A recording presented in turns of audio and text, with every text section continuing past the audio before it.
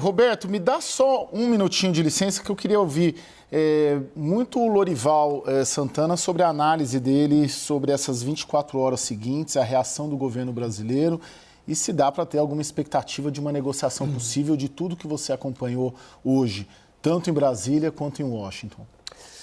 Bom, eu acho que o desafio nessa medida do Trump é o forte caráter político, ideológico, né, assim, e é um movimento concertado, né, ao mesmo tempo em que o Trump enviava esse ataque ao Brasil, o ministro argentino, né, das Relações Exteriores e do Comércio, Gerardo Wertheim, negociava com Howard Lutnick, secretário de Comércio, em Washington, um acordo que está bastante avançado de zerar as tarifas em 80% dos produtos que a Argentina exporta para os Estados Unidos, e isso inclui automóveis, autopeças, não só commodities agrícolas. E isso é um movimento que começou com a ida do Scott Bessent, secretário do Tesouro, em abril para Buenos Aires, né? Então, você vê que são aí vários personagens que estão atuando para, no caso do Javier Milei, elevar o perfil dele, né, e conquistar, enfim, aproveitar a situação, né, e se mostrar como um país. A Argentina é um país grande também, né, mas um país que pode ocupar um pouco desse vazio deixado pelo Brasil nas relações com os Estados Unidos, e falar de BRICS, e de China, e de Rússia. Você vê que coincide também com um momento em que a Rússia e o Putin e o Trump estão se estranhando também, então nem sequer a posição do Lula a favor do Putin, contra a Ucrânia, beneficia nesse sentido, porque o Trump também está se estranhando com o Putin. Então, a crítica que foi feita às sanções americanas contra a Rússia, agora até isso contribui, embora, claro que não seja um motivo central, obviamente, isso não levaria o Trump a tomar essa medida contra o Brasil, né? O centro da questão são realmente as Big Techs, não é nem sequer o Bolsonaro, mas aquilo que realmente interessa para o Trump é salvaguardar o interesse das Big Techs, que representam uma importante receita econômica, um importante apoio político para o Trump, e aí tem toda a questão da chamada liberdade de expressão. Esse é o centro da preocupação do Donald Trump. E, subsidiariamente, o fato de que há uma identificação muito forte do Trump com o Bolsonaro, no sentido de ter sido acusado, né, de ter tentado reverter suas derrotas eleitorais respectivas. E eu acho que esse centro, esse cerne político dessa iniciativa do Trump é algo incontornável, para ser sincero. Porque como que o Brasil vai falar, então tá bom, o Lula falar, eu vou conversar com o Alexandre de Moraes para ele dar uma suavizada com as Big Techs? Impossível, esse caminho não existe, né? De maneira que eu acho que a parte comercial que a gente vem discutindo, a gente vem falando dela porque é a única que tem alguma viabilidade, mas as duas coisas estão entrelaçadas. Então, será que o Trump aceitará desfazer esse nó? A arma que ele usa é a tarifa para impor o desejo dele sobre os outros países. Hoje ele impôs tarifa de 35% para o Canadá. Ele está, como o Roberto vinha dizendo, ele está renovando as ameaças, as armas, conforme se aproxima aí o 2 de agosto.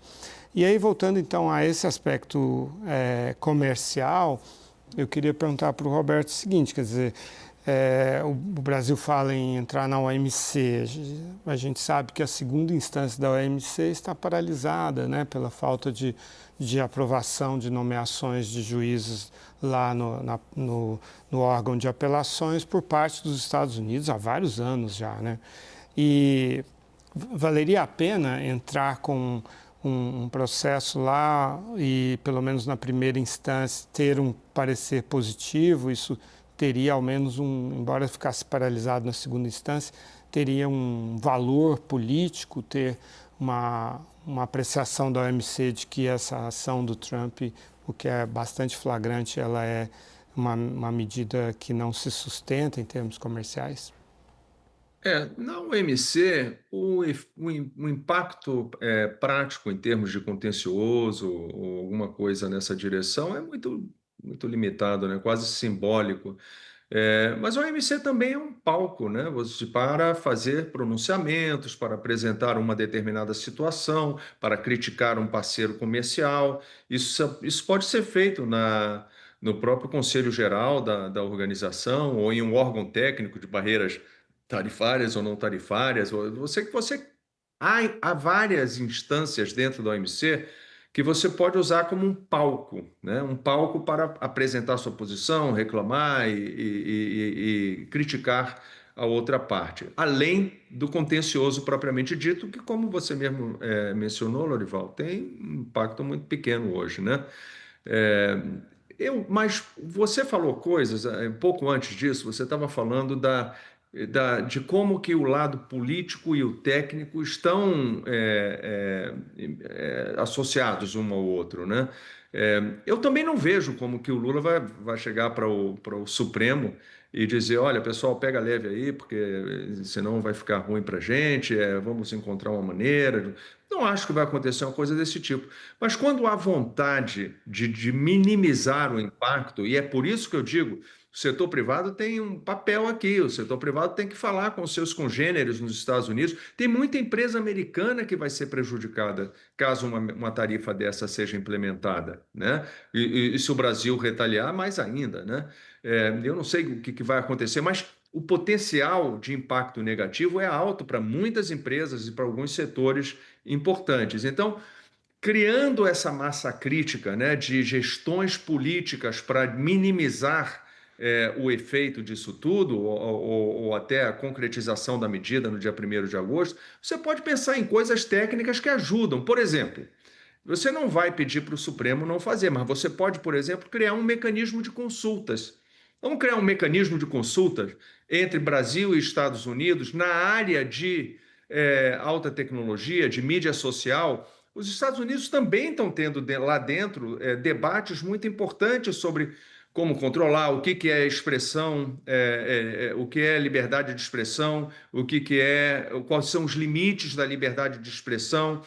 Essa discussão acontece no Brasil, acontece na Europa, acontece no mundo inteiro. Por que a gente não cria aqui, então, um mecanismo de consulta quando tiver um problema, que as big techs estejam sentindo que o Brasil não está atuando da maneira correta? Há um mecanismo para os dois governos se falarem, encontrar uma solução, discutir o assunto, ver se tem uma forma de... Enfim, tem maneiras de você criar mecanismos que salvam a face, entendeu? Que dá para fazer. Eu estou pensando aqui em voz alta, quer dizer, eu não tenho nada disso muito mapeado na minha frente, mas se eu tivesse ali sentado com esse problema na minha frente, eu tenho que estar pensando fora da caixinha. Agora, Roberto, a última vez que o Lula falou em consulta sobre redes sociais, ele pediu consulta para a China, né? Pediu para o Xi Jinping mandar alguém assim com bastante conhecimento de como as redes sociais funcionam para mandar para cá. Eu acho difícil o Brasil, sob governo Lula, criar qualquer mecanismo de consulta para alguma coisa nos Estados Unidos. Mas eu queria, nesse finalzinho, você passou 2 vezes pela questão do setor privado. Foi o setor privado que fez o Trump voltar atrás com a coisa da China por causa dos minerais raros. Foi o setor privado que fez ele voltar atrás com a história do Fed, de demitir o presidente do Fed, porque aquilo estava subindo os juros dos treasuries americanos.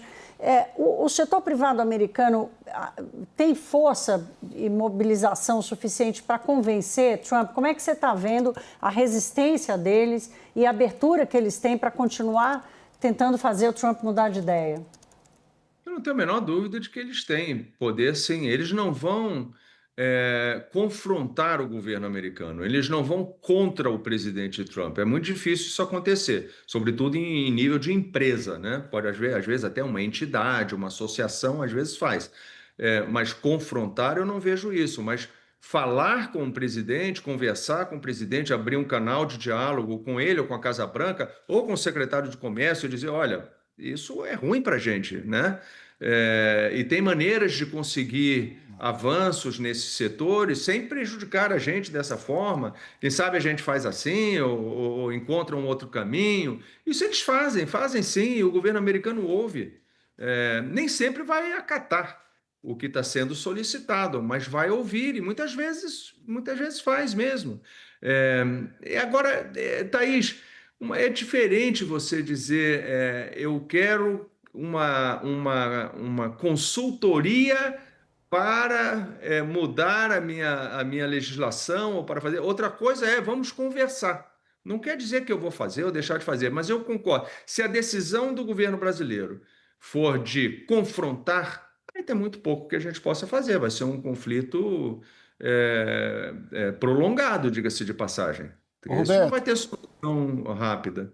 ô Daniel, para encerrar a sua pergunta, eu só vou pedir brevidade, tanto na pergunta quanto na resposta. Infelizmente, tá contigo, Daniel, para a gente encerrar. Claro.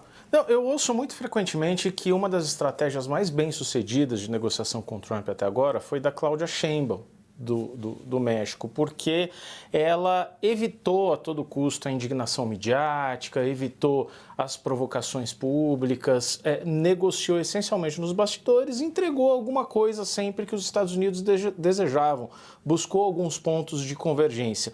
Tudo bem que é muito mais difícil agora, porque o que os Estados Unidos estão pedindo, o Brasil não pode entregar reversão de ações penais.